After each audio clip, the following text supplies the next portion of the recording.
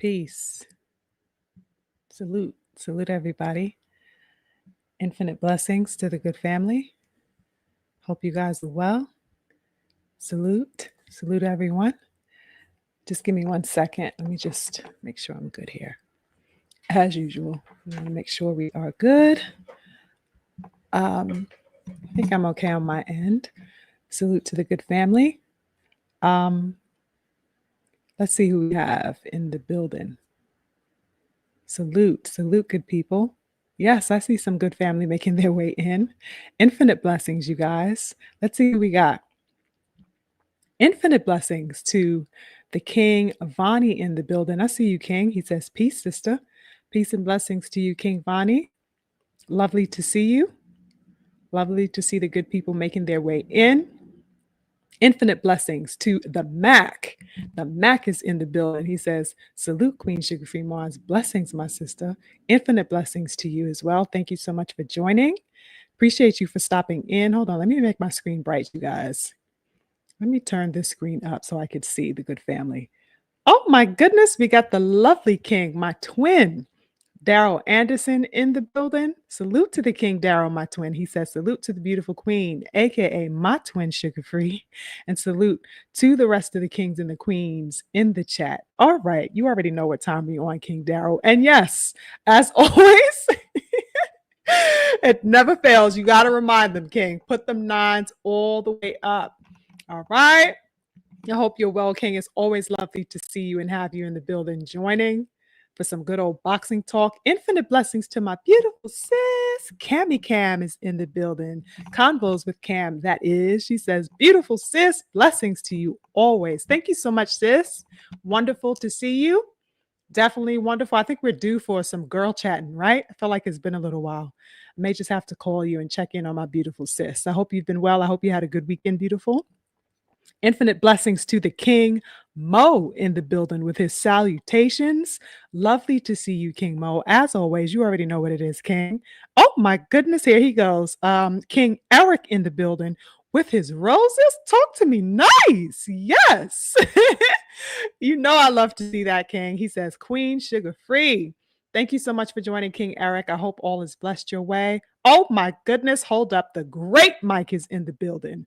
My number one gunner all day. One of my top gunners. Gotta salute the great Mike with all the respect in the world. Salute to you, King. It's lovely to see you. Happy Sunday. I hope you, been enjoying your weekend. I hope you had a restful weekend and are ready for a good week ahead. Oh, there she is. My beautiful sister, Emma, is in the building. Salute to the beautiful sis. She says, hey, Sugar Free Mars, peace and love, beautiful lady. Infinite love and blessings to you, beautiful one.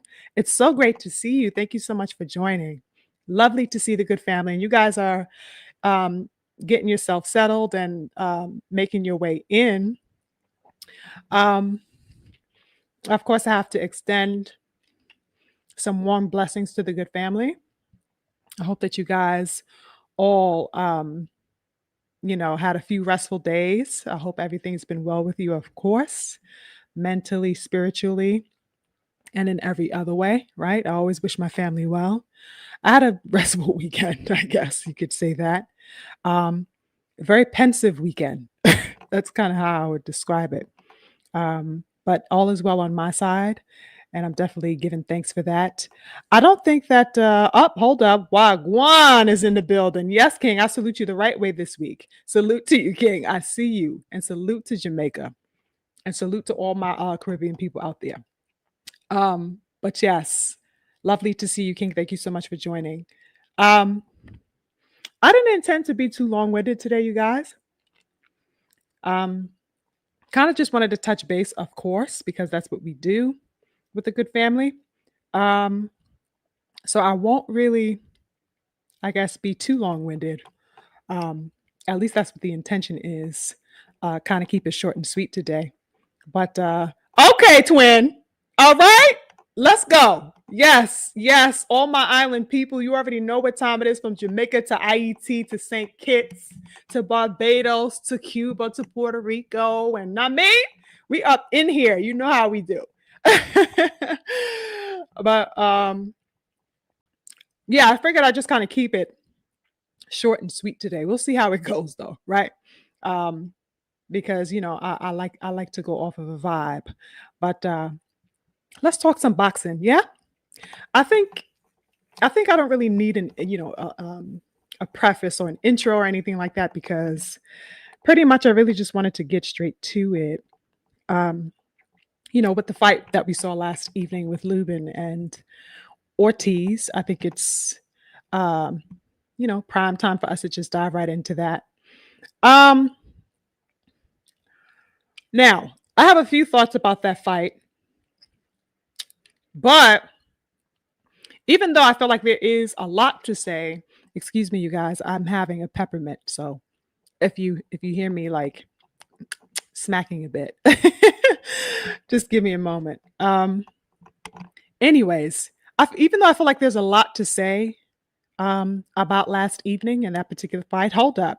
I got to salute my number one comrade who just walked into the building. Salute to the king and the coach, Hudson, my number one comrade in the building. He says, salute to the queen of boxing media, my number one comrade, SugarFreeMars.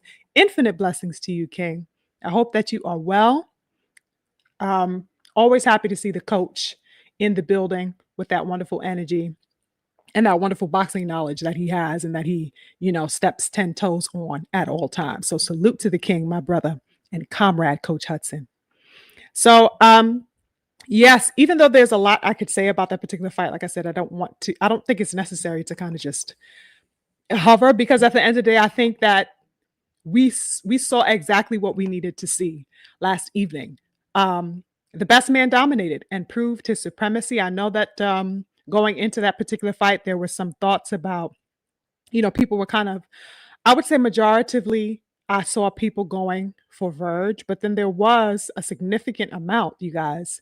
Um, I would say nearly half of people that were actually betting on Lubin. Some people had a lot of faith in Lubin. Lubin is a talented fighter. What I'm saying? We know that he has shown up to do the business. Yes, he has fallen short a couple of times, but they were, to champions, with Charlo and then with Fundora and stuff like that. He has heart. And so we expected to see that. And so a lot of people had him going into the fight, and understandably so. But of course, Virgil went in there and did the damn thing. Okay. He just, he did exactly what he had to do. Okay, and he did it quick, fast. Bird said, "Oh no, baby, we're not wasting no time tonight, ladies and gentlemen. I got places to be and smoke to settle." And I loved every bit of it. Okay, he went in there, he did what he had to do. Enough said, right? He didn't have to make a long-winded statement of anything, which I loved. He got Lubin out of there in 2 rounds, ladies and gentlemen. How crazy is that? I sure wasn't expecting that to happen so quickly. You know what I mean? So I was shocked. I'm like, oh, you know what I mean? Especially when I first saw that ref jump in, I was like, oh, hold up. What? I was a little bit taken aback by that. But, he was, he was rocked. He was rocked something serious. And that ref saw that and was like, oh no, he jumped right in front of Lubin, and that was that. Right. So that was kind of a shocking outcome and occurrence. But, it was what it was. He got him out of there, spectacular fashion, dominant fashion. And I think that, he went in there and made absolutely the statement that he needed to make, right? To himself, to Lubin, of course, but most certainly to the 154-pound division. He went in there and he did just that. So good work and congratulations to Virgil Ortiz. I thought he looked really good. Was it just me or did he look really big? Right? Virgil's looking, maybe it's also because I didn't notice he was that tall. I don't know. He just looked extra heavy to me a little bit. But salute to Virgil Ortiz, wonderful performance. Now, I gotta keep it a buck, y'all. I have no idea what the fuck is going to happen with Lubin. First of all, I should say this. I don't know what's going on with that brother. Is it just me or does he not know how to fight off of the ropes, ladies and gentlemen? Like, he literally stood dead in front of Virgil, you guys. Did y'all see that? What was this? What was taking place there with that standing on the ropes like this? What the fuck? It's like he had glue on his damn back and just decided, you know what? I think I'm going to get nice and comfortable right here along these goddamn ropes. What was that, you guys? I didn't understand it. I'm looking at him like, get away, get away, get away. He just, he just fucking stood there with his damn guard up. I don't understand it, you guys. I still have questions. I had questions last night. I have questions now in the aftermath of that. How you just stand there on the ropes and just get punched on nonstop? I don't really know what was going through that man's mind when he got on those ropes, ladies and gentlemen. But I know that that's not the first time that I have seen him befuddled and looking as if he's confounded by what to do and how to manage when he is being challenged against the ropes. He doesn't seem to, I don't know, something's not processing there. I've seen it before. Didn't his previous opponent, one of his previous opponents, I don't know if that was the last one, but one of his damn previous opponents, had some success against him, particularly on the ropes. What is going on with Lubin and these ropes? You know what I mean? The King Eric says, I could understand the first round. He took some good body shots, but that second round, I have no clue. Could not have said it better, King Eric. What was going on? And in that first round, he was, he had some good shots again, but he was also giving some good shots too. I think that he boxed beautifully in that first round, right? Even though I think in the latter half for me, I think Virgil wound up edging out that first round, of course. But I thought that Lubin was good. He was jabbing to the body, right? He looked good. It's just when he found himself among those ropes, it's like I don't know. He refuses to move. I don't know if that is a lack of understanding how to get out of that position. I don't know, you guys. I thought it was very, very odd, but I do recall a previous time where one of his opponents, not too long ago, was having some success with him, particularly on those ropes. How the fuck isn't he correcting that point of his own susceptibility in camp? Because if I see it, his goddamn coaches had to see that shit 300,000 miles away. If little old me can see that, the whole issue with the ropes and stuff like that. What is he working on in camp, y'all? What was this camp for? What was he doing in this camp? Listen, at this stage, now I can understand I think that's a huge issue. I'll say this, like the standing there and just eating the punches, that's not anything. Like you can't be at this level and doing that. Like I can understand if maybe he got rocked, because I know in that second round, early in that second round, right? Like the first maybe 30 seconds or so, 45 seconds or so, I know that he took a nice right hand from Verge. Did you guys see that? Verge caught him with a nice right, and I believe he followed it up with the left, which seemed to have been the thing that stunned him or that rocked him a little bit, right? And you could see he didn't wobble too badly, but you could see he reacted to that hit, right? So that he just, I guess, in response to that, he just automatically resorted to leaning on the ropes. It was just an automatic reaction. He just went to lean on those goddamn ropes, you guys. He had no answer for anything that Verge was doing. Nothing effective whatsoever was he throwing. He just virtually just stood there. It's like, he was trying to tap Verge. I guess he would throw something, but it didn't look like a punch to me. It looked like he was fucking playing pity pat or something. Did you see those little half-ass, little whatever? It looked like he was goddamn trying to dap up Virgil, like trying to dap him up or something. I'm like, that's not no fucking punch. Throw a goddamn punch. He was not throwing his hands. I was very confused, you guys. I was very, very, very confused, you guys, watching him against those ropes. I could not fathom for the life of me what the fuck was going on. Why was he standing there like that, y'all? I have questions. I really do. You motherfucking playing pity pat when you should be trying to throw the kitchen sink at this nigga to back him the fuck up. You know what I'm saying? Like try to pivot your way out of there as quickly as you can. This motherfucker looked like he was on a mug, like what you call those things? Those things that they lay a canopy. He just laid up. It looked like he was trying to get somebody to serve him some lemonade. He was so goddamn comfortable and reclining on those ropes. What the fuck? I don't understand that. He wasn't throwing his hands. He wasn't, responding. It was extremely curious to me, in other words, ladies and gentlemen. He just stood there with his damn guard up and virtually got punched on. You understand me? I cannot imagine, ladies and gentlemen, how effective a career that brother Lubin intends to have moving forward with that type of deficiency. I don't know what the fuck they were working on in camp, but certainly it had nothing to do with them being, defensive and knowing how to get out of challenging situations with the proper offense when they are on the ropes. That was not included in the training camp, ladies and gentlemen. That was evident and obvious. I felt like, and I know that it could be maybe, when you are hit, you know what I'm saying? It's difficult to kind of call shots, but that is a part of your adjustment as a warrior. I saw no adjustment, you guys, whatsoever. He didn't know how to step out of the fire. He didn't know how to get out of those firing ranges of Virgil Ortiz. He just stuck like glue to those motherfucking ropes, and it cost him. And I felt like that was such a clumsy allowance. I just don't think that he should have allowed that to happen.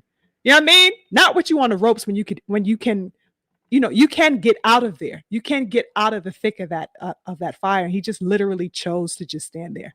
That was what was very perturbing for me. I think Lubin has always been generally a talented fighter. You know what I'm saying? He's a very good boxer. He can punch as well. So that he has a lot to attest to as a fighter.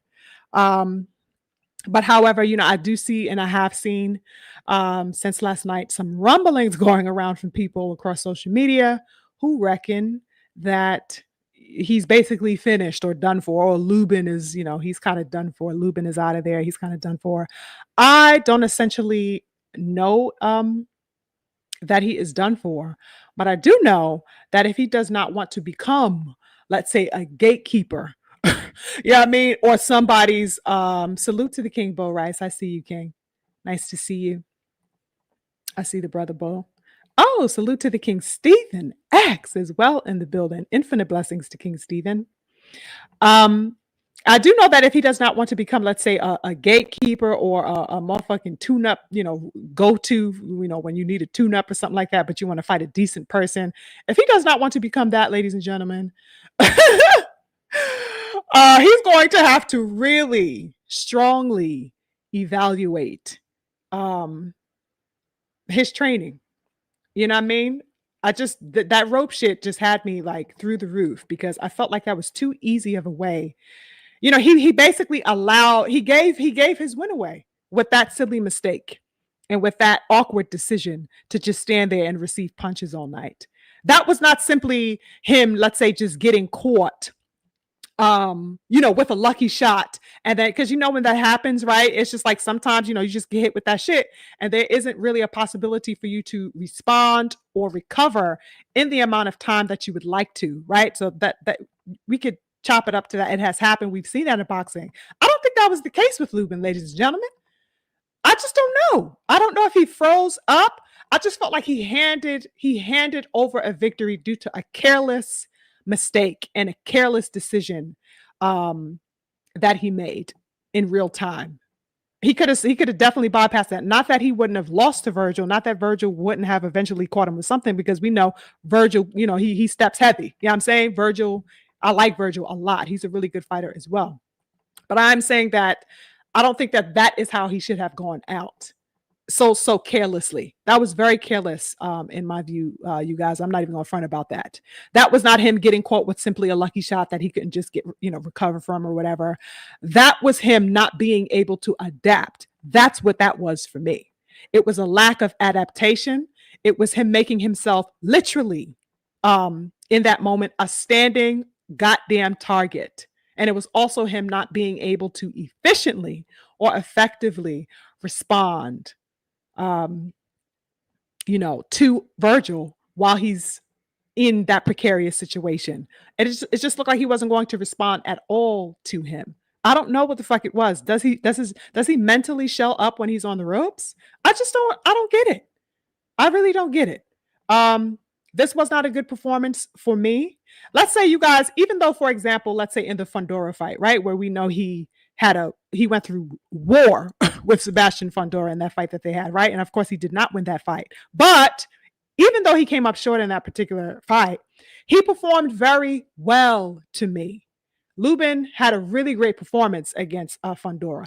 It was full of heart. He was catching fun. You know what I'm saying? He was about to lay Fundora ass out. Like one of them had to go. You understand? I thought that that was a wonderful performance, even though he sustained all of the damage that he had taken, as we know. It was a wonderful display of grit, and he was going to find a way to win. He didn't wind up winning, but he did everything in his power that night to find every answer that he could manage to call forward. Right? I did not see that last evening. Like I said, he kind of just handed Virgil the keys, and Virgil smashed the gas, and that was that, right? So I don't know what's going on there. He definitely has to go back to the drawing board and figure himself out. We shall see definitely what the future holds for him, Erickson Lubin, but he certainly, whatever it entails, he definitely has a lot of intel to go back to the drawing board with and make corrections on from this particular fight. In the meantime, I don't find that to be one of his best performances at all. But as far as the victorious Ortiz is concerned, he 1000% claimed his space, as he should have last night. I'm super excited to see what is going to unfold with Virgil Ortiz. I rock heavily with Verge. I think that he is an exciting, exciting young fighter, right? I love his enthusiasm. Did you guys see him? He wants to fight the best. Okay. He wants to fight the best. He made it absolutely known. He said it in his post-fight interview. I want the best. He said it again in his post-presser. Listen, I want the best. I'm like, yes, Verge. Yes, yes, yes. Line him the fuck up. He wants the smoke with all of it, and I love every bit of that enthusiasm to get in there and fight the best of them, the most elite fighters that he can get in front of. Now, speaking of smoke, hello. Of course, the young King Boots not only showed up to the event as promised, right? But he also made his way into that ring. I know y'all was hyped up just as much as I was seeing Boots get up in that ring, you guys, because I was waiting on it. I was like, listen, I know he's there, right? He sauntered his way in right before the fight. We saw the footage of him sauntering his way into the arena, okay? So that, I loved it. I was like, listen, I want him to get in that ring. And he went in there and he did just that. It was lovely to see those two men face to face. He pulled up on Verge like, let's get it popping. I'm like, yes, Boots. Yes, yes, yes. What? I love to see that. It was wonderful seeing that energy. Boots, ladies and gentlemen, was on all types of smoke. Did you see that energy he was giving Verge? And Verge was kind of calm with it, like, all right, well, I see you. It is what it is. But Boots was all the way turned. Boots was not there to play games. He wanted Virgil to know, I want you. Okay? I want you next. Let's get it cracking. I loved every bit of that energy because, of course, we know of the back and forth that these men have been having for all of this time, and the idea that we thought we were getting teased with the fight possibility happening for I don't even know how long. What has it been, a year or something like that now, at least? You know what I'm saying? So it's been a lot of tension and a lot of buzz generating around those two men. So it was wonderful to see them exchange live and in person with each other in that ring. Wonderful stuff, you guys. I know you guys were just as excited as I was. I'm like, talk to me nice, Boots. I can't front. I was very, very excited seeing that, right? So I love the fact that we finally got to see a transaction between those two warriors and also a promise that they will meet, hopefully, I guess in the near future. We don't know exactly when, but there is a promise of that, right? That they put a promise out there pretty much that, they intend to meet each other. And I think it's exciting all the way around. Boots got in there talking his biggest shit, y'all, right? And Verge is like, yeah, it is what it is. And did you see Boots? He's like, yeah, he gave him his props a little bit. He's like, yeah, you look good tonight. You know what I'm saying? He did his thing. Yeah, it is what it is. He looked good or whatever. But I'm gonna show y'all why I'm the best in the world. Why I'm the best. I was like, yes, yes, Boots, claim it. Claim it like how you claim it. Okay. Don't say nothing cold to me. You have to talk hot to me at all times. You already know I don't like nothing cold. So I was definitely with the shits seeing Boots in there talk his biggest one. Did you guys see that part where Verge told Boots pretty much like Bozy, Boots' dad had done a lot of talking and had been insinuating that Virgil was ducking him. He was like, yeah, your dad been doing a lot of talking, and I'm saying, I'm here. We ain't never been doing no ducking and stuff like that. And Boots was like, what did he say? I think he told Virgil and his crew, listen, y'all been talking reckless pretty much. Yeah, he's like, y'all pretty much been talking reckless. You know what I'm saying? The whole crew over there been talking reckless, and I'm gonna show each and every one of y'all. I'm gonna make you pay for all that shit they was talking. I'm like, what? Let's go. So it was definitely saucy, y'all. It got hot, it got spicy, it got saucy, and I'm like, yes, sir. Yes, sir. More of that, please. Thank you. Serve it up. Serve it up. Okay. So Boots was hella spicy last night. I just want them to keep that energy going. You know what I mean? Let's get that fight made. I heard Oscar de la Red Bottom talking about something. I forgot what Red Bottom was talking about, but he said something like, oh yeah, you're gonna do what we can. What did he say? He said some sucker ass shit. It didn't really sound promising to me. I don't like what he said. He said something like, yeah, we're gonna see if we can make the best fights happen. We're gonna get in the phone booth and thug it out, me and Eddie. We're gonna get in the phone booth. I'm like, what kind of sassy ass? Why does nigga need to get in a phone booth with Eddie? Do you know what a phone booth looks like? Like close quarters. You got to get in close quarters with Eddie just to get a goddamn contract going. What type of zesty, sassy ass shit is on Oscar's mind? Why is he always on some sassy ass time? Oh, we got to get in a phone booth and get hot and heavy and tussle and get a little bit rough and maybe a little bit gentle, but then rough again so that we can get this contract, y'all. I'm like, what? What is this, Oscar? What is wrong with Oscar de la Red Bottom, ladies and gentlemen? No, you don't got to do all of that to get no goddamn. Just get the goddamn contract. What is wrong with that man? I can't stand Oscar, y'all. He is crazy to me.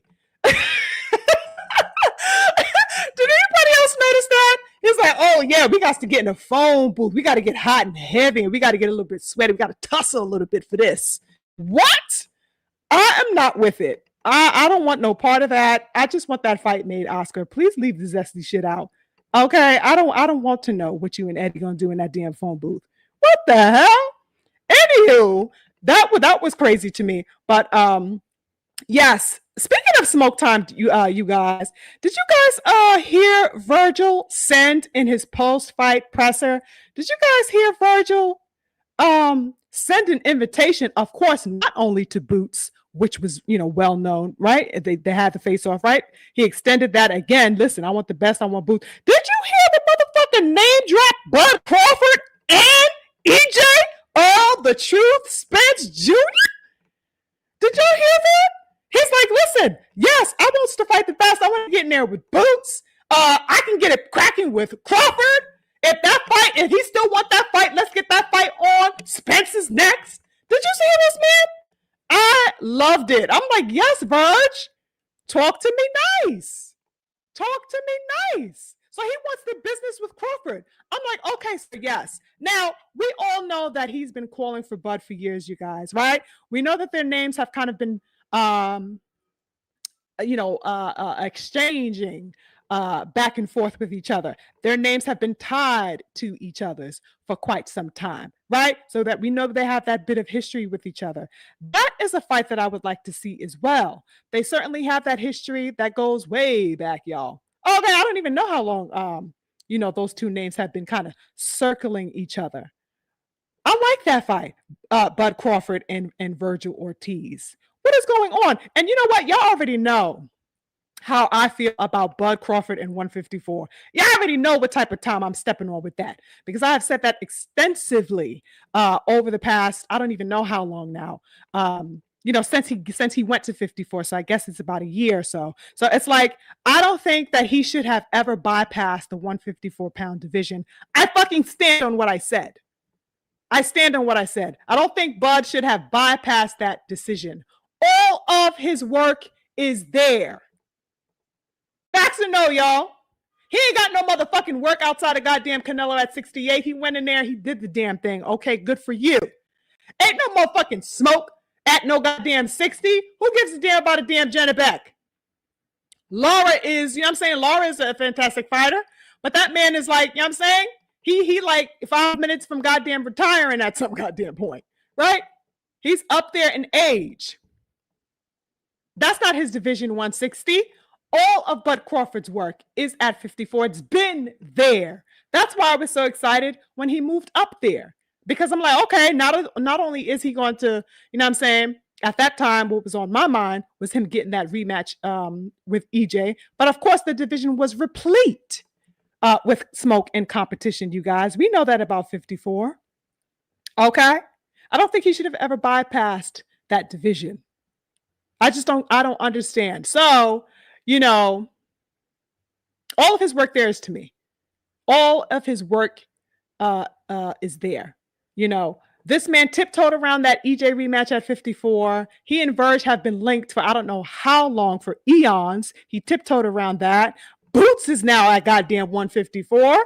I hear no smoke alarms. You know what I'm saying? Thurman is there. Motherfucking Charlo is there. Excuse me? All I see is swerving away from a bunch of food on a fucking plate. Why are you dodging the food? All of this food? Aren't we supposed to be hunting? Or am I tripping? Am I tripping? I don't think I'm tripping, you guys. We're supposed to be hunting. We're supposed to be out here hunting. All of this fucking prey frolicking around you, and you let them live? I just don't get it. I don't get it, you guys. I don't like it. I've never liked it. You know what I'm saying? Salute to him for getting up there and going there and doing his thing. Like I said, he got undisputed in the goddamn weight class, all that, this, that, and the third. Okay. You earned your undisputed. And not only did you do that, you earned it against the top dog, probably and arguably in all of boxing against Canelo, certainly the king of that division, right? You went in there and you did that. But there are other top dogs as well. And they out here living comfortably. On your watch, I just don't get that. I don't get that. I just don't get that, you guys. Am I tripping? Am I going too hard? I don't think so. That's just how I see things. You know what I mean? And I believe that as a warrior, you should leave your plate clean. Clean your plate.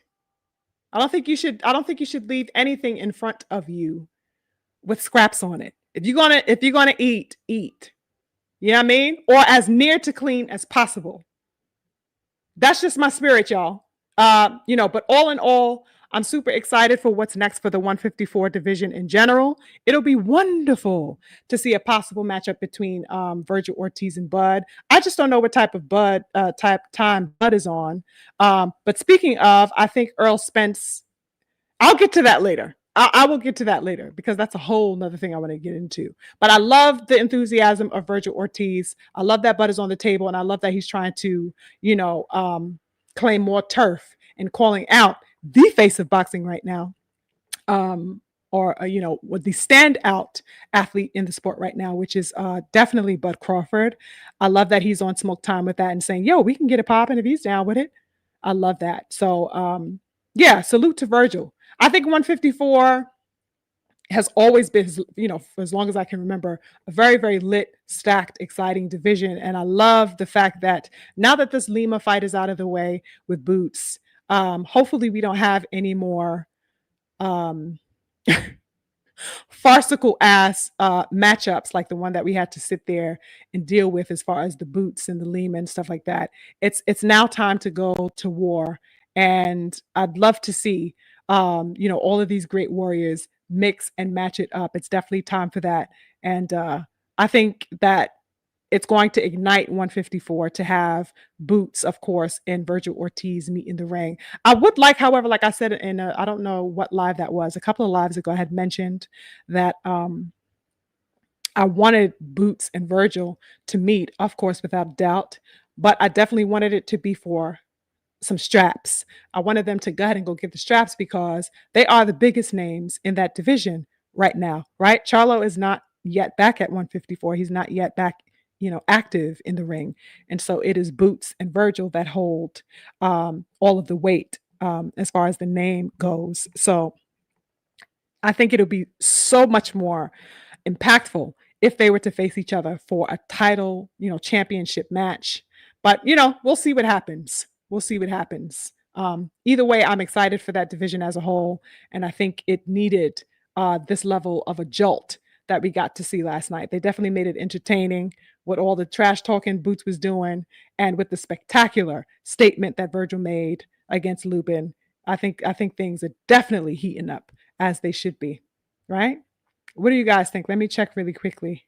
Take a quick moment of pause to check with the good family. Salute to you guys. I'm just scrolling through. I'm scrolling through a little to see what you guys said. Caldwell, salute to you. He says, the wonderful, intelligent, beautiful, and well-spoken sugar-free Mars. I'm here for the session. Infinite blessings to the King Caldwell. Okay, always 10 toes as usual.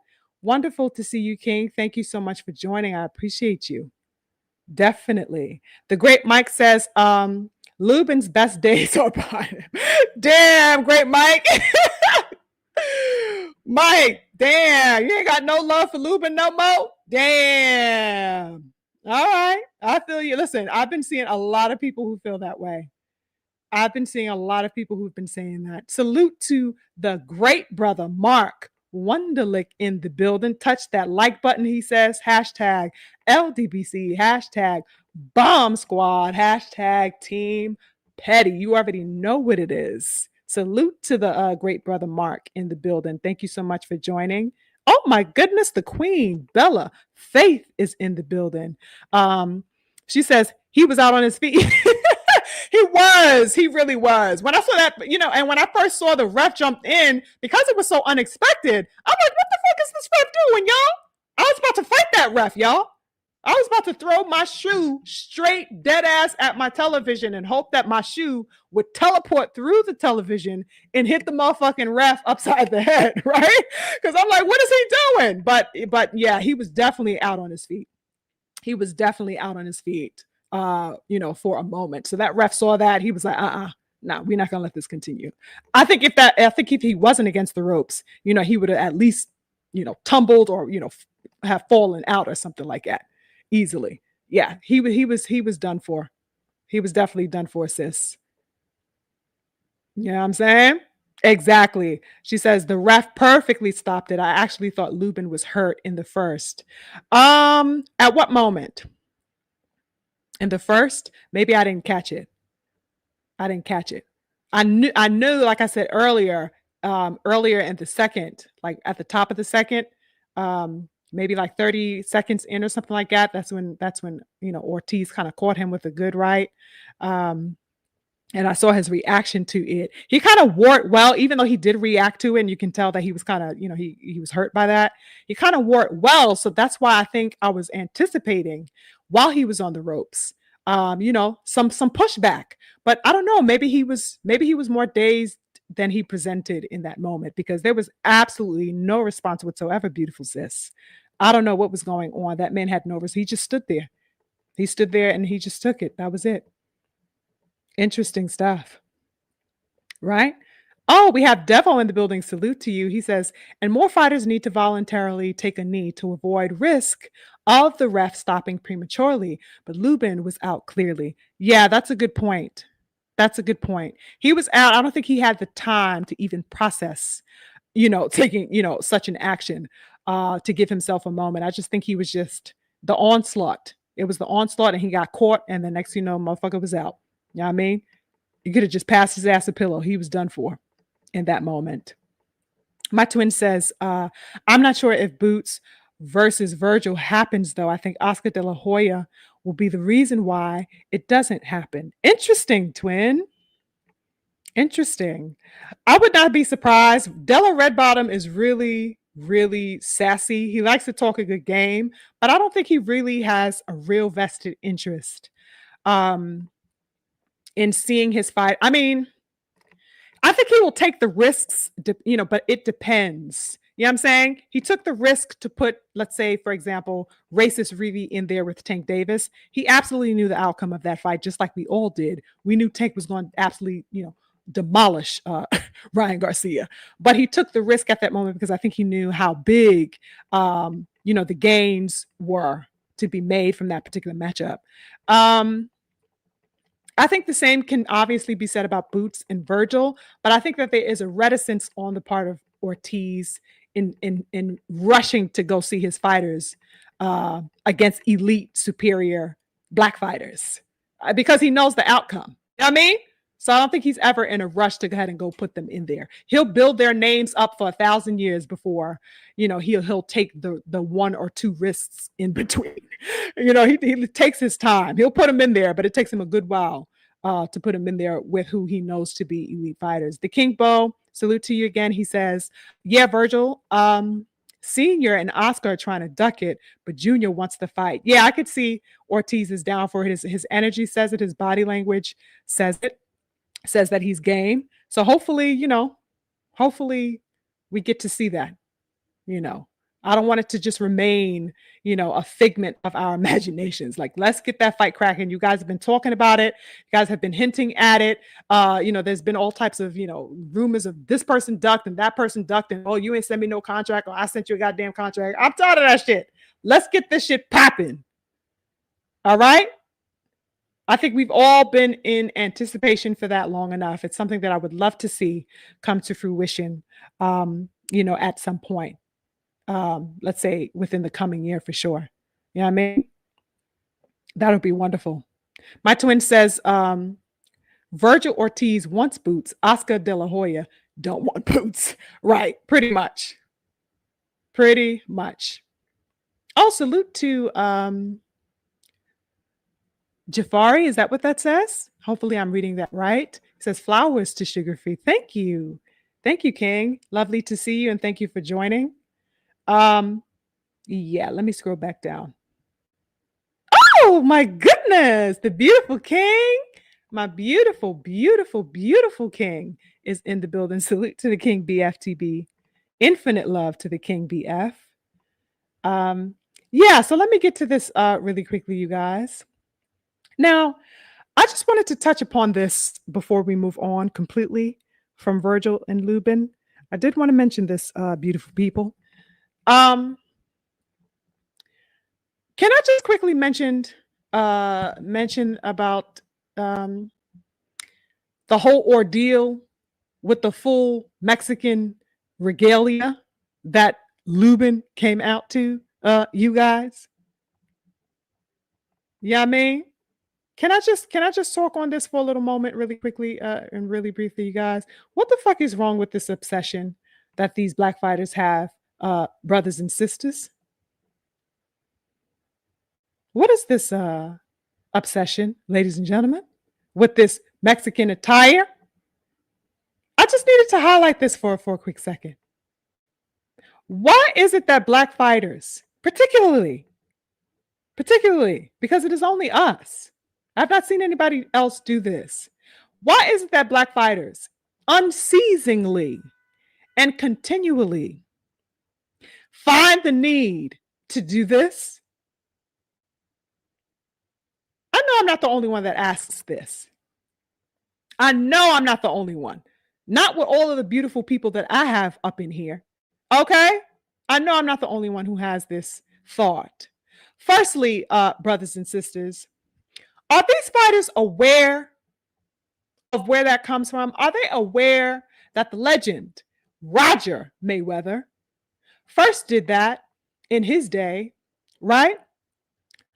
To mock Mexican, Mexican fan base. He did it to deride the Mexican fan base and to taunt that Mexican fan base of his day and of his era. Are people aware of that? Are people aware of that? Right? This, of course, is where TBE got it from, right? He took the torch from his uncle when he popularized it once again within his era, right? We all know that that's one of Floyd's, famous famous images as far as his walkouts is the time that, he came out in that regalia from head to toe. I just mean fully garbed the fuck out in Mexican attire, right? He made that kind of, the thing. It was a huge statement of his time, right? So he took it on in acknowledgement of his uncle, right? Not only as respect and honor of his beloved uncle and what his uncle did, but he did it because, like Roger, he was fully aware of the racial aspects and the disparaging views, that community held towards Black fighters and that the boxing world as a whole held when it came to Black versus Mexicans whenever they faced each other. Okay? And so Floyd did that in recognition of that, right? To say, yes, I'm the bad guy, right? Black man always got to be the villain. Fuck your culture, right? Respectfully, but disrespectfully. I'm wearing yo shit and I'm a fuck yo fighter up with a goddamn sombrero on my head. Hello. Okay. This was the energy and the wrath that was behind the Mayweathers wearing that attire. Okay? It was a scoffing at the Mexican crowd. It was not to hold their hand. It was to scoff at them. He says, oh, you guys hate to love me, but I'm going to make you. I'm going to make you. You know what I mean? And you're going to hate me and you're going to love me. You're going to hate me again. And I'm going to still kick your fighter's ass every time. That's Mayweather. So that, he had a level of temerity and audaciousness and brashness, and he taunted those people, right? And it's what got him, a lot of recognition at that particular time, among, of course, all of the other things in his wonderful talent, of course. But that he was so brash and so unapologetic about how he did it. It caught a lot of attention, of course. But ladies and gentlemen, that is to say that the purpose that adorning the Mexican regalia served is not seemingly fitting a purpose when people do it now. Okay? Now, it's something that is vague to me, brothers and sisters. It seems that these fighters are doing it simply just because Floyd did it. I don't feel any soul. Do you guys feel soul when you see that? When you see it done today? There's no soul in there. It is purposeless, in other words. It has no energy. It has no direction. And moreover, ladies and gentlemen, the more I see it, I cannot help but wonder about the display itself and what it is translating. I can't help but wonder about that. In other words, beautiful people, I cannot help but wonder how it is inadvertently conveying an image of negation of Black representation. The negation of that. Do you understand? Let's deal with this, you guys. Let's talk about this. Why is it that when Black fighters think about adorning any level of cultural attire, whatever, why is it that it is never with their own culture in mind? Why is that? So the first thing you think about when you want to adorn something cultural, something of cultural significance and symbolic meaning and ties, it is not your own. When you think about culture, you think about another nigga's culture. Why is that? Is the question, right? Brothers and sisters, I'll say this.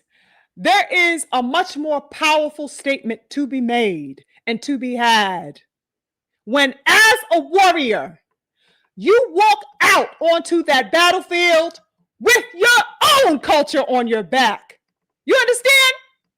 Your own history on your back, your own ancestry on your back, your own roots and the power of those roots on your back, and they are covering each step that you take. That's your culture you representing 10 toes from head to toe. You know how powerful that is, brothers and sisters? Now, I know that I am very, very passionate. That I know. So that I know that maybe a lot of people may not be able to meet me on that type of time. But brothers and sisters, I know I got some real ones in the building that walk with me. I know y'all know what I'm talking about. Yes, I am very nationalistic. I am very militant about Black culture and representation. Yes, indeed. I make no apologies about that. If I'm going to war, brothers and sisters, you best motherfucking believe I am bringing Papa Ogu with me. Yes, that's who's coming with me to that stage in what I'm wearing. I am bringing Papa Ogu Saint-Jacques. General Badagui is coming with me. Oh, yes. You know who else I'm bringing? I'm bringing the Queen Ezeli Dodo, the warrior queen, with me. I am bringing Papa Shango with me. That's who the fuck is walking me out to my goddamn ring walk, brothers and sisters. Jean-Jacques Dessalines is walking out with me to my ring walk. I am bringing Nat Turner with me. I am bringing Mombo Cecile Fatima with me. Harriet Tubman is walking me the fuck out, ladies and gentlemen. Let's not do this today. I'm trying to really calm down. I'm bringing the Pharaoh Taharka with me, the African king. I'm bringing all the Kandake of Nubia with me.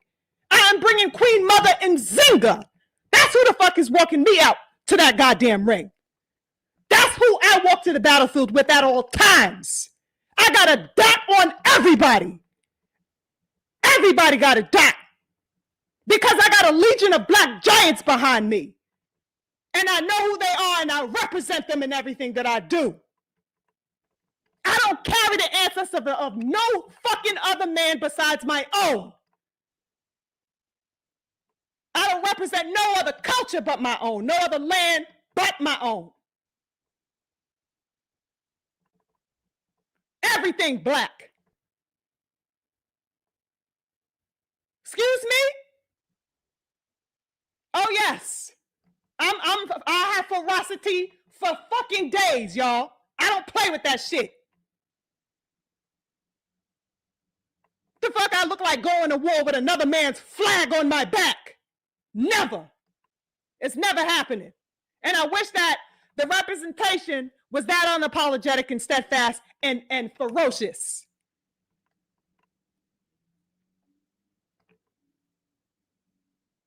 So that I'm sick of seeing, brothers and sisters, in other words, all of these frail attempts being made here and there at associating and identifying with something not your own.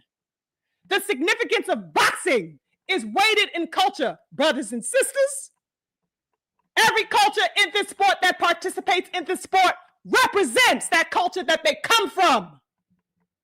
Black people got to stop fucking simping when it comes to representing ourselves and how we step on the battlefield. It's fucking important. If it wasn't, nobody would be taking it as severely as they do outside of our culture.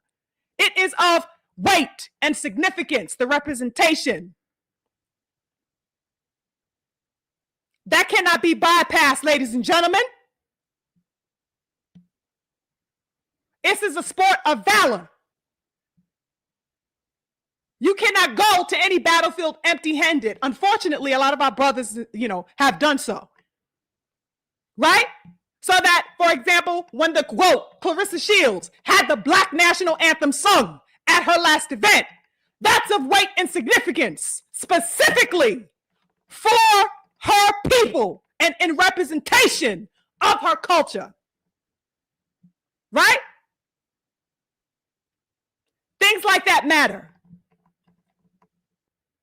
Things like that matter, brothers and sisters.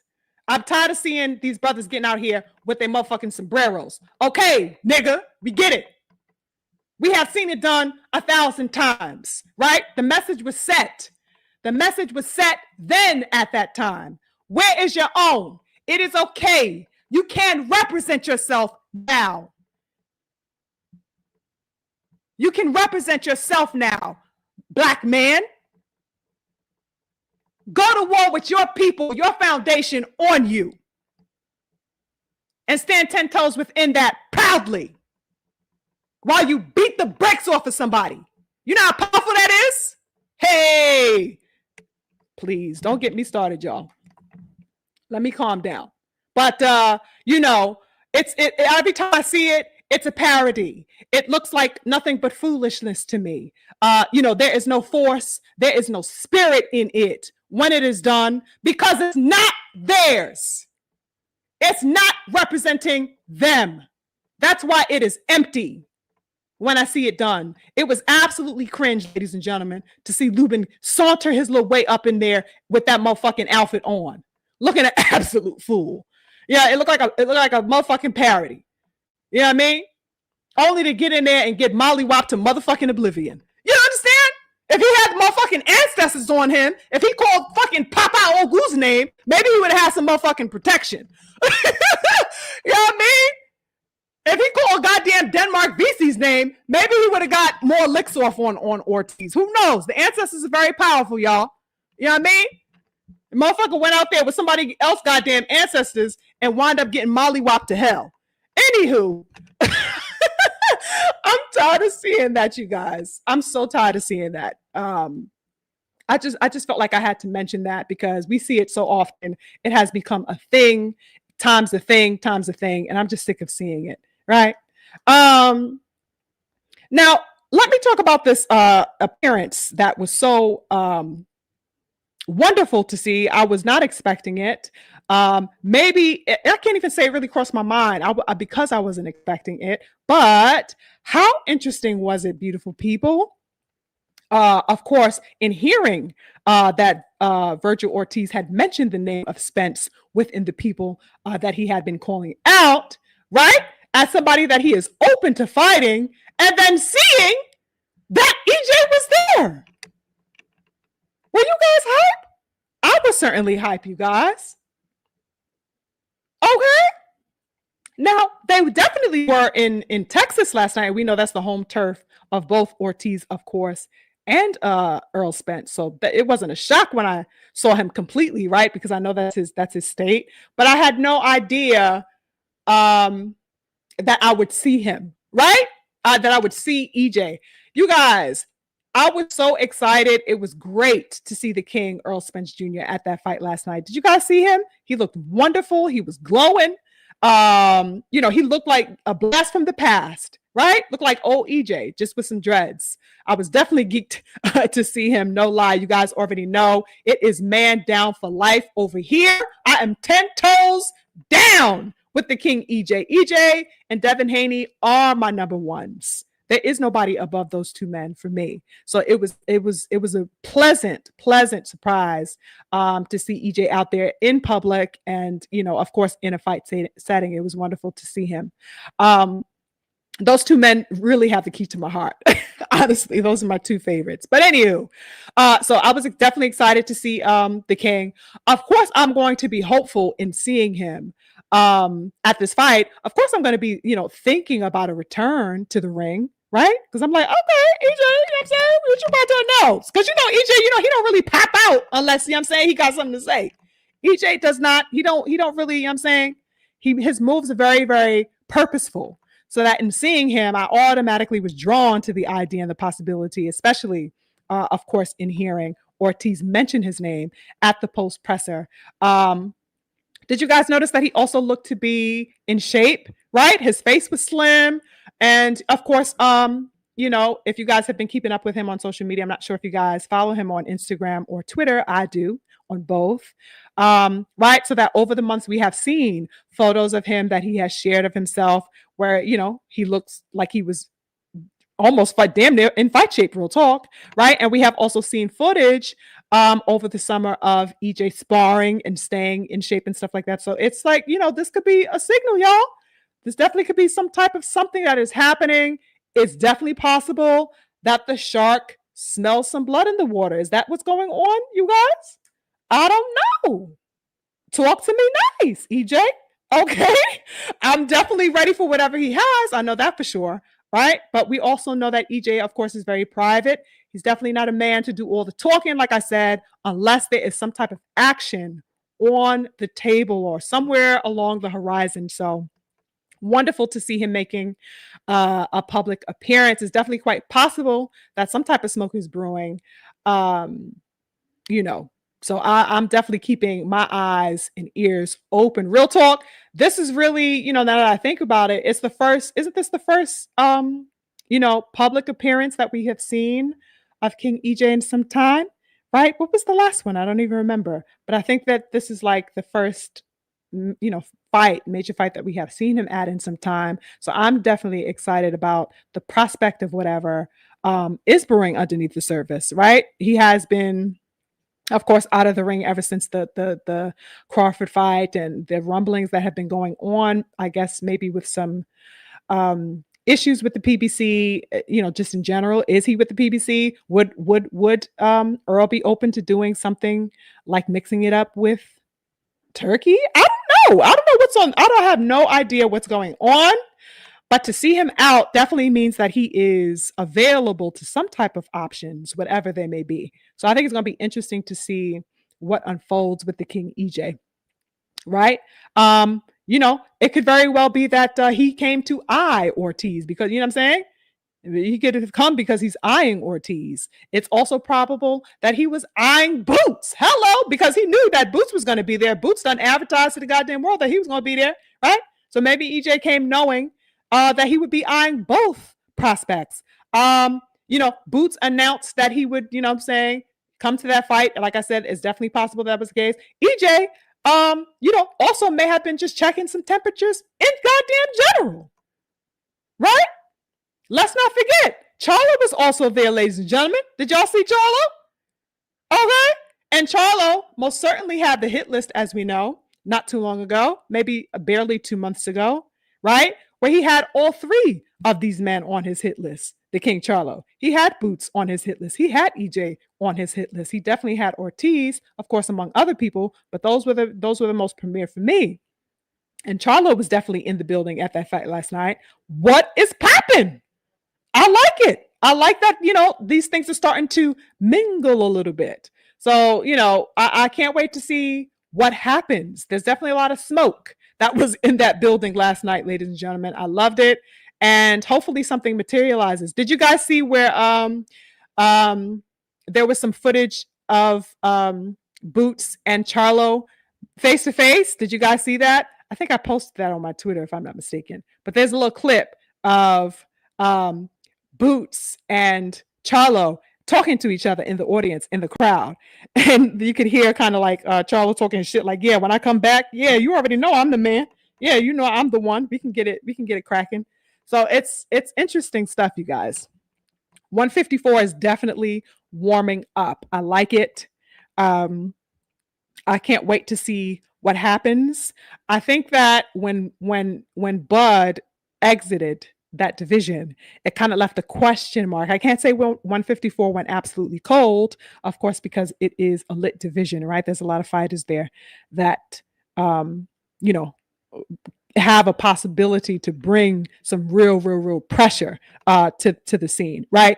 But I think that some things kind of got a little bit cooled off and tepid once Bud ventured out into 168. So that I think that everything that is going on now is definitely bringing some much needed heat back and recognition back. Of course, definitely with the entrance of Boots into the 154-pound division. But like I said, after that nonsensical fight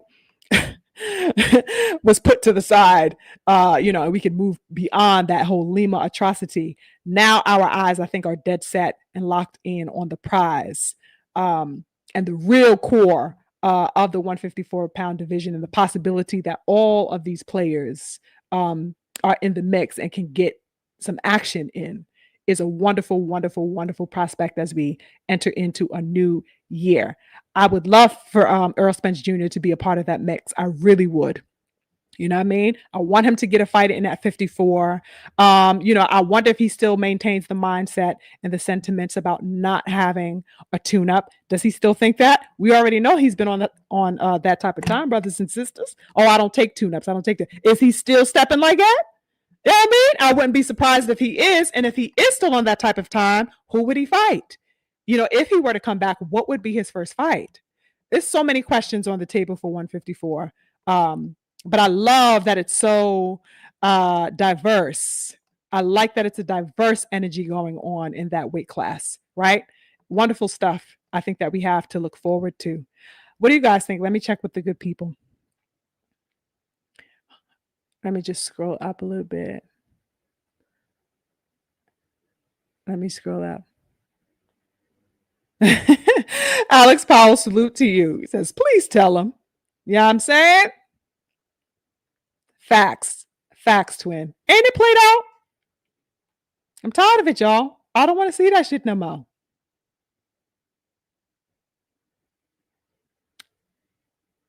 Who is this? Royal Reef Boxing, salute to you. He says the Nation of Islam is the proper representation for Black Americans. Hey, I'm down with that. I'm down with it. As long as it's Black, I'm stepping. I'm stepping. We can have the moon and the star. We can have motherfucking whatever it is, as long as it's a representation, of our people, something that our people can gather around. I am for it. Whether it's the, NOI, whether it's the red, black, and the green, child, please. As long as it's saying our names, I'm with it. Salute to Mrs. Cam J Network. Salute. I don't believe I've seen you before. Salute to you, sis. Nice to see you. The twin says Lubin's ancestors would have given Lubin a better chin. Damn. Real talk. He should have called them down. He didn't call them down. So they're like, all right, bro, you got this, right? You want to call Pedro instead of Ogu. Okay, well, go find Pedro then. Salute to my beautiful sis in the building, the queen, Tay in the building. She says, SugarFreeMars, hey, my sugar. Sugar, my Leo sis. Salute. Salute to the queen, Tay, always with that beautiful, wonderful energy that we love so much. Salute to the king, G Tatted in the building, blessing the super chat. He says, blessings to the queen. Thank you so much, king. Lovely to see you as always. I definitely appreciate you. Twin is asking me a question. What did you say? He says, which Charlo was there? It was Jamel. Jamel. Yep. Jamel was there. Yep. And that little clip was like, okay, I see y'all exchanging with each other. You know what I mean? They kind of dapped it up a little bit. You know what I'm saying? But I don't know. We'll see. When the hell is he getting back to 54, you guys? Salute to my big bro, the truth in the building. Yes, infinite blessings to my big bro. Thank you so much for joining, King. What is goddamn Mel returning to this damn ring? I think I saw somebody ask him that question, while he was still in the arena, right? And I think they said, hey, when are you gonna, when are you coming back? When do you plan on returning? He's like, oh yeah, you asking too many questions. Nigga, what? You motherfucking put out the goddamn hit list. How am I asking too many questions by asking you when you returning so that you can get to the hit list that you put the fuck out? Like what is going on, Mel? I don't know if he's just trying to be secretive, but hopefully it's sooner than later. Hopefully it's sooner than later. 2026, I would like to see a return of Mel Charlo back to 154. 154. It really needs, it's right now it has a nice outline. It's outlined well and it has some content, but I think that it will be rounded out even better once we get the likes of somebody like, the once herald king of that division, which was Mel Charlo. And of course, with the official entrance of somebody like EJ, into that division, I think it'll just really, really round it out nicely for those two heavy hitters, those killers, to officially return. Oh my God. Absolutely. I would love to see that in 2026. I really, really would. right? Now, ladies and gentlemen, I really don't have too much to say about this. In fact, I think I will end on this. Um, but another interesting thing that happened over the week, I guess, um, was the official cancellation of that Jake Paul Tank debacle, right? Uh, I don't know what to say except that, good goddamn riddance. You know what I mean? I ain't give a fuck about that goddamn fight any goddamn way. So it didn't really matter to me if it existed or if it, got absolutely, removed from, public view as a whole. Didn't really matter to me. But I think that I don't know. I think everything that needed to be said about that, I think a lot of people have already. I mean, it speaks for itself, right? Anybody with you know, a respect for the sport and um, knowledge of the situation and just the whole charade of um, this matchup being made in the first place. I think everybody kind of posited their own views on it that I fully agreed with that, you know, I guess in my own way, I could expound a little bit upon. Now I know that there was some rumblings about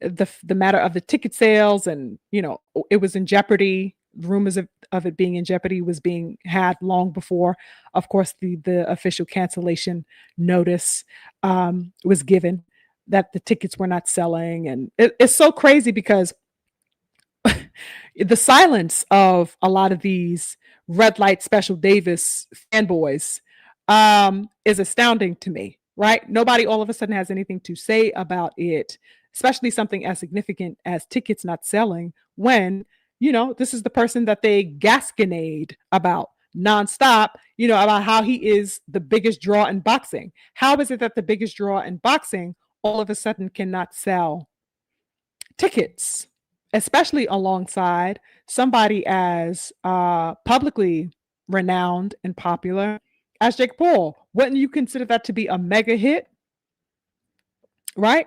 You got somebody that was supposed to be, this huge draw, this huge attraction, meeting another huge draw and powerhouse and attraction. How the fuck are the tickets not selling with these types of mega personalities, right? It seems to be something that no portion of the Purple Pain Davis Patrol have been able to answer uh, in any meaningful, substantial way over the past week. Have you guys heard anything? I sure as hell haven't. It's goddamn quiet as a goddamn, you know what I'm saying? You can hear a mouse pissing on cotton in these boxing streets when it comes to that particular point, right? Also interesting concerning this was the statement that Jake Paul had made. I'm sure you guys have all seen it. I don't think I have to um, divulge word for word what was said. I'm sure you guys have all seen it. Um, a lot of thoughts, that I had about that initially. Um, that he, I don't even care. I don't care what the fuck he said. He called basically his Tank Davis the scum of the earth. He called his ass, what I'm saying, goddamn filthy sinner, low down human being, the scum of the goddamn earth. He basically called Red Light Special the salt of the earth, y'all. And he's about uplifting women, and Tank Davis is about the abusive. I mean, he just went in as in as you can go. He put his foot up in there. So I think it's warranted. And I think that the dematerialization of this fight really is just the chickens coming home to roost at the end of the day. It's so ironic how he wanted to bypass anything meaningful as an athlete, anything of significance as a warrior, or alleged warrior, supposed warrior, I guess. He wanted to bypass all of that and haul his ass out for the payday that he told his own fans to shut up and not say a word about. So I find it so interesting and ironic that the payday that he was supposed to ride off into the sunset with was snatched from off of his plate. Ladies and gentlemen, wasn't this the same Purple Payne Davis that had told Lamont Roach that he motherfucking, giveth the light and taketh the light away? Isn't it ironic then how motherfucking Jake Paul took his motherfucking light away? Ain't that crazy how that worked? Ain't that crazy? How he tried to be so pompous with Lamont Roach? Oh, sit up in there and hold your chin and think about the shit that you do, because I giveth and I taketh away. So sit up there and hold your chin and think about it. How I took food off your plate. Y'all remember that?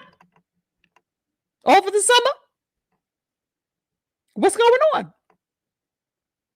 Ain't it funny how things come back around, right? And so he is absolutely out of a freaking upwards of what people are saying have, seem to have been at I guess the number was like 40 million or whatever, somewhere upwards of that in that ballpark. He's completely out of that opportunity to get this bag that he has been so obsessive with, and that, all of his fans have been obsessing over, as if they were going to get a piece of the motherfucking pie, right? How interesting is that? And of course, that's, amid all of the scandal that he is going on and dealing with personally, in addition to that. And not to mention the disgusting, vile reaction and response that he gave to the passing of Victor Conti earlier this week. I mean, this man is just, I don't know. I think the ship has sailed on Red Light Special Davis in a lot of ways. There is nothing that I look forward to from that man in the future. I don't know. I don't know what he can come back to. I heard some circlings about that as well. Like, okay, well, when he comes back, he's going to fight. There's always that hopeful bunch. Oh, when he comes back, he's going to, now focus on Shakur Stevenson, right? When he comes back, no, just let him return to the ring right after he figures out all of these allegations that are posed against him, the pending lawsuit, the pending whatever that's going on legally, with the DV case with the lady and the strip club and stuff. Just let him get able to take care of that, right? And then he is going to fight. Same thing that they said a few months back when he had the other issue with his baby mama back in June or something like that. Oh, just let him get that out of the way, right? Then he is going to fight Lamont Roach. You guys remember that? Oh, he's just going to get this out of the way real fast. These are the delusional fanboy. He's just going to take care of this, and then he's going to fight Lamont Roach. Of course, that never happened. So now they're saying, oh, well, he has these legal things that's going on, that's happening here. Let him just take care of that. And then, then he's going to get back. And when he returns to the ring, he's going to actually have some meaningful fights. I mean, you really just can't make this stuff up. I have been on to the next. I will continue to be on to the next as it pertains to that man. I don't even consider him a fighter. I just consider him an absolute spectacle at this point. But as far as that farcical, crazy, trumped up fight between he and Jake Paul, good riddance. The whole build up to it was weird. Did you guys, and what was, I think the signs were telling from the beginning that it was just going to be a shipwreck.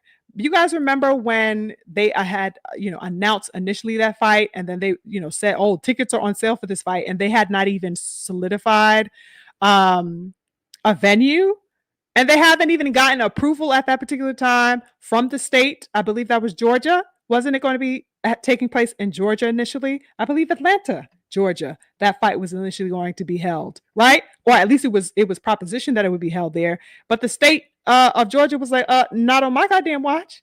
Not with this crazy ass, inflated weight difference. They refused to sanction that particular fight, and that's why it had to be moved to Miami, right?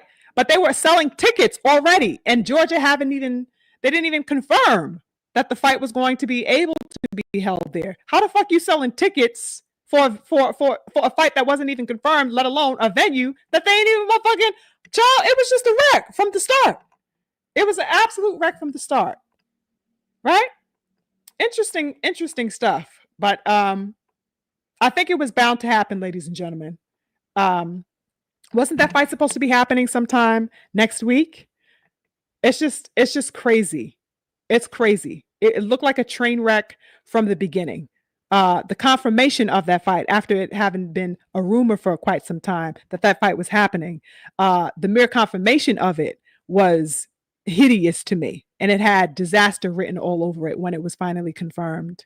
And then, of course, the presser had all of the telltale signs, just of awkwardness.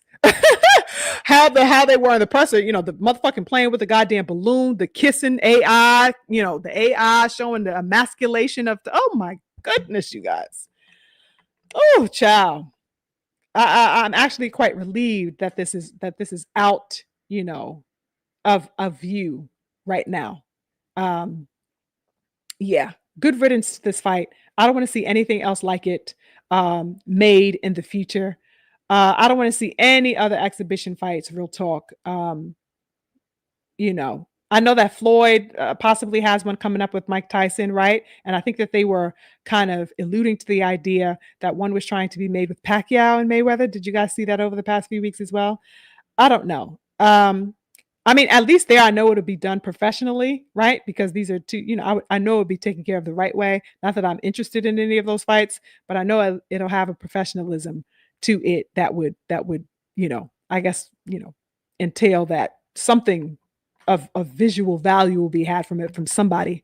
But I don't know. I just don't want to see any exhibitions anymore. I'm kind of through with it. This fight really, the idea of it um just didn't sit with me well. I'm sick of it. So good riddance to this motherfucking fight. I know you guys. What were you guys' reaction when you heard of the cancellation?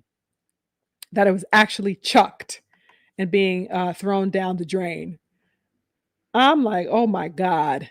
What did you guys think of his Jake Paul statements as well? Did you guys think he went too far? I heard some people saying, "Oh, that's taking it too far, Jake. Jake, you're going too far now. You hear? He is not the scum of the earth. He is not, the lowest of the low." I heard some people crying about that. Did you guys see that at any point? They felt like Jake Paul was too harsh in his public statement. Um, but it is what it is. It is what it is. The King G Tatted said, Tank is my favorite, but with all the stuff that he has going on inside and outside of the ring, um, if I was in front of him, I would say, "Don't you get tired of this shit?" In my still voice, yo. I mean, who does he have around him, ladies and gentlemen? Because that's the real question. Who does he have around him that's going to say that to him, G Tatted? I don't know what he has around him. Why was that man even in a strip club to be getting into, a scuffle with this young lady? How the fuck was he 2 weeks, out from a fight and he's fighting bitches in a strip club? I just don't understand.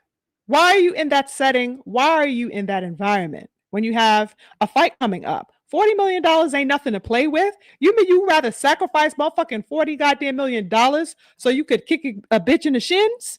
Oh, I'll kick your ass in the shins. You know what I'm saying? Afterwards or something like that.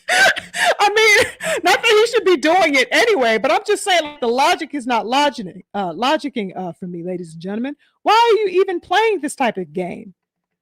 I mean, he just has not learned his lesson. All of these types of disastrous situations with women follow this man endlessly, unceasingly. He just can't stay out of trouble.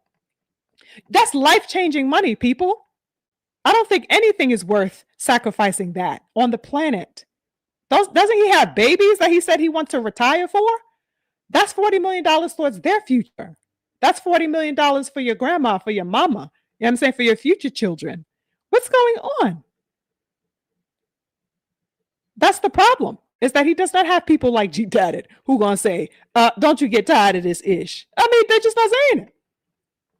I don't know if they're refusing to say it, or the people that are around him, if they may be saying it, he just has no respect or value for their input. It's just crazy that this is an old, 30 years, you're an old ass man out here, Purple Pain. Why is he so childish? I just don't get it. I really don't get it. And it really shined a very exposing light on him, on the sense of character, right? And not only on the fact that it's a repeated offense that seems to follow him wherever he goes, um, but that even at this point in his life, um, he can't seem to get it together. He just cannot seem to get it together long enough to get the payday that he says he only cares about, ladies and gentlemen. So how much do you really care about the bag when you're ready to motherfucking sell your own self out at the drop of a dime just so you could slap your girlfriend upside the damn head? Are you really caring about the bag? I care about the bag. I care about the bag. Yeah, I'm just in it for the bag. Do you? Do you care about the bag, nigga? Because I sure as hell am not going to, swindle an opportunity to make upwards of $40 million. Nothing's going to stop that. What does he care about? Just take your little ass on and go ahead and go somewhere and retire. Because apparently the bag ain't worth shit to him either. What is? He's just walking around huffing and puffing, on damn tirades all the time. Like a child with a goddamn temper tantrum. Go somewhere and sit down.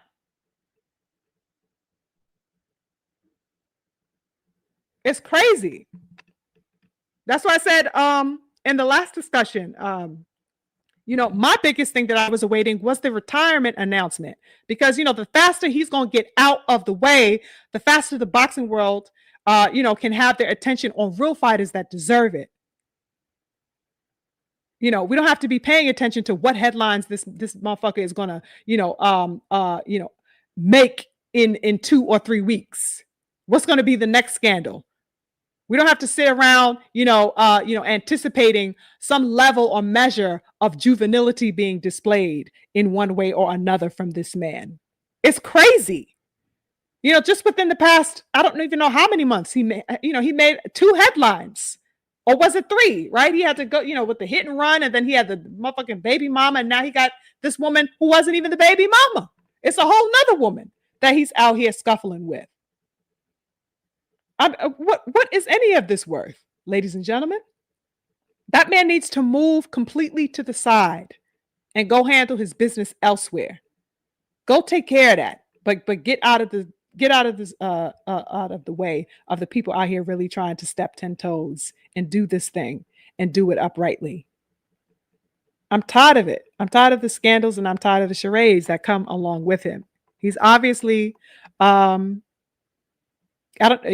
he has respect for, it has nothing to do with boxing, and it has nothing to do with anything that I would want to support with a stick. So, he needs to move to the side. He needs to move to the side completely. I don't want to see no goddamn headlines. I don't give a damn what he got going on. Move to the side. We're not talking boxing. We ain't talking shit worth my goddamn time, nigga. Go handle your goddamn personal problems elsewhere. You know what I mean? Tired of seeing this nigga's dirty ass laundry everywhere, all over the damn headlines. Like, come on, son. Get the fuck out my face with that shit and go handle that somewhere else.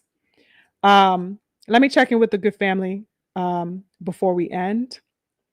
Oh my goodness, salute to my twin in the super chat. Thank you so much for the love to my twin. He says, just leaving behind some artwork before you leave. Always great boxing talk as usual, twin. Thank you so much, lovely King Dara. I appreciate you. Salute to my lovely twin. Definitely appreciate the support as always, King. You already know what it is. With the love. Oh, Teach. Salute to you, King. I see you in the building. Nice to see you. Oh my God, King Stephen. King Stephen says Tank Davis is a devil. A damn devil. At this point, King, I mean, I cannot disagree at all. At all. Right? Oh my God. Twin says, so of course it went to Florida. All the stupidity happens in Florida. Oh my God. Exactly, Stephen. Florida is where racists move. MAGA Central. Ciao. That part. Okay. My twin says, how are you 2 weeks away from a fight in a strip club? Either Tank was going to get knocked out or the fight was scripted. I think both and King. Probably both and I wouldn't be surprised at either. The King Caldwell, salute to you again. He says, sugar free. Well, you know what they say about Tank's brain. Um, who did I hear say this? I think that was Beautiful King. Beautiful King said something like in one of his videos, he said something like Tank Davis got the goddamn brain capacity of dirty laundry. I thought that was so funny. Um, I guess so.